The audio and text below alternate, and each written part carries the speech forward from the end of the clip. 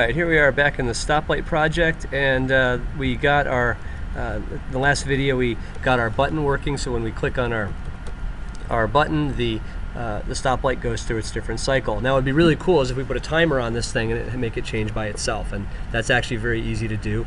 So let's go get that going. Now to do that, we need to go back to our form designer, and that's the one with the design and the square brackets. And if for some reason you lose that, you can always get back to it by right-clicking on that file name and saying View Designer. That'll bring the designer back for you. Now we need to put a timer control on here, and that's under our toolbox menu. So if we bring up our toolbox menu, which is under the View menu here, we can find the timer control. I just typed the word timer in there, but I could have, if I'd searched through this whole big list of stuff, I would have found it. But it's, if you know what you're looking for, it's easier just to type the word timer in there. And I'm going to drag it onto my form. Now it's not a visual component, you're not going to see the timer, it's just kind of there. So it doesn't show up on the form, it actually shows up down below there. And the variable name that's associated with that timer is timer1. Right? If I drag another one over there, it's going to be timer2. Now let's look at the properties on our timer. We have an enabled property that says whether the timer should be ticking or not, and we have an interval property that says how often the timer should be ticking, right? So we make it tick, should it tick every second, every tenth of a second, and this number is in milliseconds, so this is actually 10 times a second, right? So every 100 milliseconds it's going to tick, so 10 times a second. So and just like the button, you can click on double click on a button. Visual Studio will create the code that responds to the button being clicked. If you double click on a timer like I'm about to do, then Visual Studio will create a function that gets called when the timer ticks.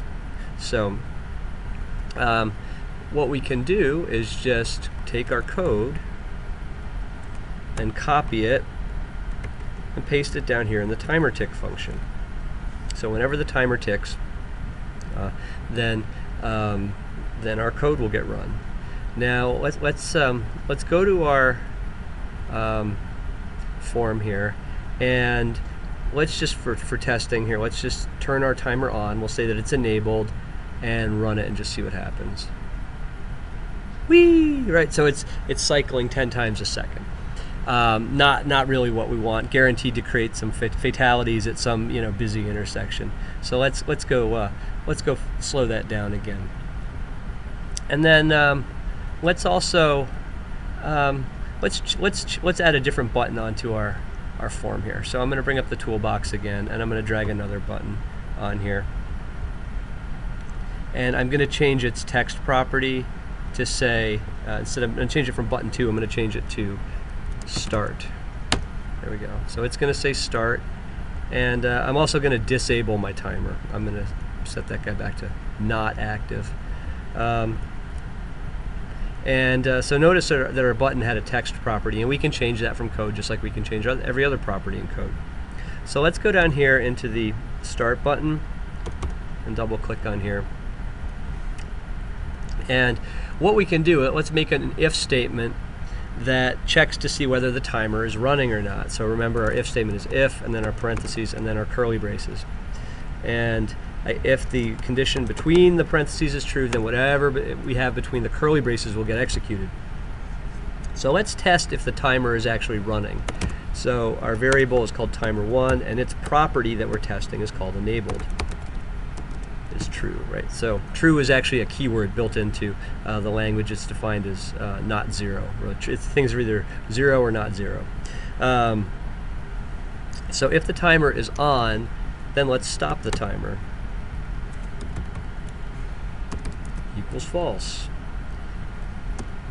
And then if the timer is not running, then we probably want the text on button 2 dot text to say like start. There you go. Now let's just copy this and put it down here. Now the timer only has 2 states. It's either enabled or not enabled, right? So I don't need to have I don't need a big if statement down here that says otherwise if the timer is not enabled, right? Because if it was enabled, it's going to go here. Otherwise, it's got to go here. There's only 2 options. So let's turn on the timer and say stop. So if the timer's on when we click the button, we're going to shut it off and then change the text on the buttons to say start. If the timer is not enabled, we're going to turn it on and set the button to say stop. So let's run that and see what happens. So now when I click the button, I should turn the wait, is it running by itself? I don't know. I think I goofed up. I was just experimenting, trying to fix the image. I think I should have the green image there. There we go. I think my button, my image and my variable were out of sync. So now if I run this and I click start, right now it's cycling through its different phases. But so now start, stop, start, stop, start, stop. Okay, so that's kind of fun. But let's go be a little bit more sensible about it, and now we'll change the interval on the timer, right? Because remember, the timer has an interval property. So let's how long do we want the light to be green for? We'll say like I don't know, 3 seconds or something. So it starts in the green state, and we'll set its initial interval to 3000. So let's go back to our code. Now we can set the interval timer, or the interval on the timer, just like we could set the enabled property on the timer. So we can go in here and we can say timer1 dot interval. Timer1 dot interval equals, how long do we want the thing to be green for? I guess 3 seconds, right? How long do we want it to be?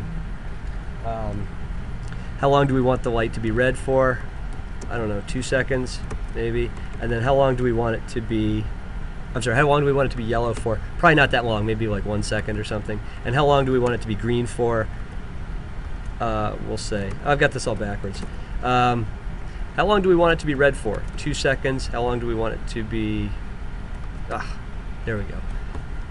This is the new color of the light. So, sorry, my phone was ringing. It was distracting me. So if the light is yellow, let's leave it there for 1 second. If the light is red, let's leave it there for 2 seconds. If the light is green, let's leave it there for 3 seconds. So when we change the light to green, right, we're changing the timer to say its interval to 3000, which is 3 seconds.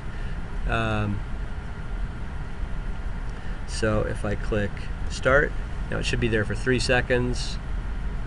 Now it should be yellow for a second, and then it should go to green. Oh, it doesn't seem to be. It seems to be on yellow for not too much time. I wonder why. Interesting. No, I guess that is 1 second. All right. Cool. Well, it works. So there you go. So there's a simple if, else, if, series of statements. We're going to be writing lots and lots of those. Notice that we've got, our controls have properties. We can change those properties. We can alter those properties. We can test those properties. And notice that we've also declared some integer constants. These are like our macros in GameMaker. These are never going to change. They define the states that things can be in.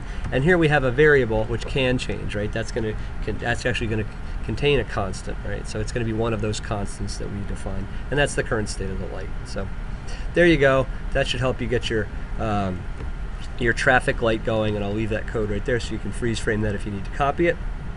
And if you have any trouble getting this to work, just ask.